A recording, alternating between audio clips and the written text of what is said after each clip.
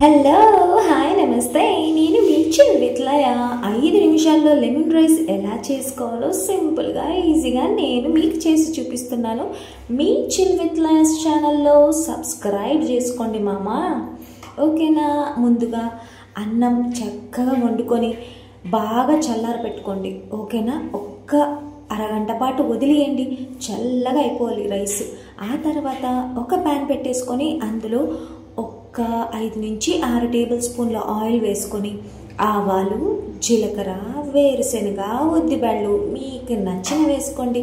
మన ఇంట్లో అయితే అవన్నీ తినరు కాబట్టి జస్ట్ వేరుశెనగ మాత్రం వేసుకుంటున్నా. మీకు నచ్చిన పోపు దినుసులన్నీ కూడా మీరు యాడ్ చేసుకోవచ్చు. మా ఇంట్లో అవన్నీ తినరబ్బా, పక్కన పెట్టేస్తారు, ఈజీ వేస్ట్ అని నేను జస్ట్ వేరుశెనగ వేసాను అంతే.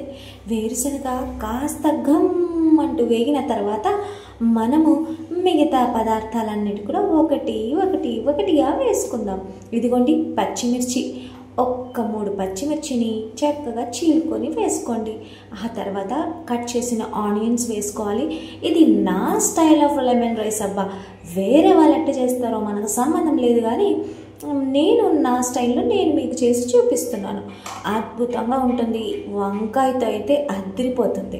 ఇప్పుడు కాస్త ఆనియన్స్ వేగిన తర్వాత పసుపు, ఉప్పు వేసి 1 నిమిషం అలా ఇలా తిప్పుకోండి. ఓకేనా? ఆ తర్వాత కాస్తంత వాటర్ వేస్తే గుజ్జులా నీట్గా రైస్కి మొత్తం మిక్స్ అయిపోతుంది, ఏమీ టెన్షన్ లేకుండా. కొంచెం వాటర్ వేసిన తర్వాత కొంచెం బాయిల్ అవ్వనివ్వండి. ఆ తర్వాత స్టవ్ ఆఫ్ చేసుకున్న తర్వాత మీరు నిమ్మ పులుసు పిండాలి. ఓకేనా? ఇప్పుడు కొంచెం కొత్తిమీర లేకపోతే కరివేపాకు యాడ్ చేసుకోండి. ఈ టైంలో కొంచెం కరివేపాకు యాడ్ చేస్తే లెమన్ రైస్కి మంచి కిక్కిచ్చే ఫ్లేవర్ ఇస్తుందబ్బా.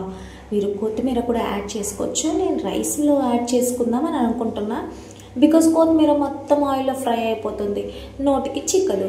సో పచ్చి కొత్తిమీర అలా నములుకుందంటే మస్తు కిక్కిస్తుంది, నాకైతే చాలా ఇష్టం.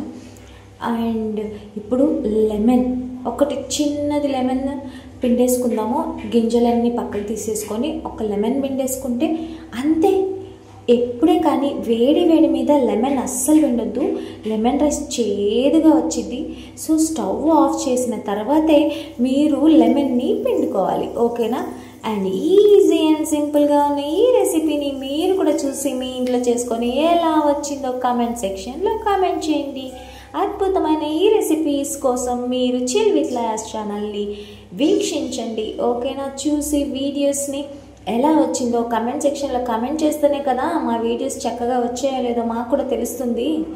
ఓకేనా? చక్కగా 1 నిమిషం పాటు అలా వదిలేసి ఉడికిన తర్వాత చక్కగా చల్లారిపోయిన రైస్లో మిక్స్ చేసుకోవడమే. ఇదిగోండి చక్కగా రైస్ మొత్తం చల్లారిపోయింది. ఇప్పుడు రైస్లో పొడిగా ఉన్నప్పుడే కలుపుకుంటేనే, చల్లారిన అన్నంలో కలుపుకుంటేనే మీకు ఈ రెసిపీ చాలా బాగొస్తుంది. వేడి అన్నంలో కలుపుకుంటే మాత్రం ముద్ద అయిపోతుంది. ఇప్పుడు చెప్తున్నా, మంచిగా రైస్ ఆరబెట్టుకోవాలి, అప్పుడే లెమన్ రైస్ చాలా అద్భుతంగా వస్తుంది. చూసారా ఎంత టేస్టీగా సింపుల్గా కనిపిస్తుంది కదా. మీరు పప్పుల పొడి, శనగిత్తనాల పొడి, కర్రీసు, వంకాయ, ఇలా ఎన్నో రకాల కర్రీస్తో ఈ చిత్రాన్నాన్ని ఎంజాయ్ చేయొచ్చు. లెమన్ రైస్ చాలా ఈజీగా ఉంది కదా. మీకు కూడా నచ్చిందా? అయితే ఇంట్లో చేసుకొని ఎలా వచ్చిందో కామెంట్ సెక్షన్లో కామెంట్ చేయండి. నేను లాస్ట్లో అయితే పుట్నాల పప్పు పొడి రాలుపుతున్నాను, ఎందుకంటే నాకు చాలా ఇష్టం. పుట్నాల పప్పు పొడితో తింటే ఆ కిక్కే వేరప్ప. అందుకనే లాస్ట్లో అలా కొత్తిమీర చల్లుకొని సింపుల్గా ఈజీగా ఉన్నాయి. పులిహోర లేదా లెమన్ పులిహోర అంటారు, లేకుంటే లెమన్ రైస్ అంటారు, చిత్రాన్నం అంటారు మా సైడు. ఇక మీ ఊర్లో ఏమంటారో అది. సరేనా? ఈ రెసిపీ కనుక మీకు నచ్చినట్టయితే thanks for watching. Don't forget to subscribe my YouTube channel.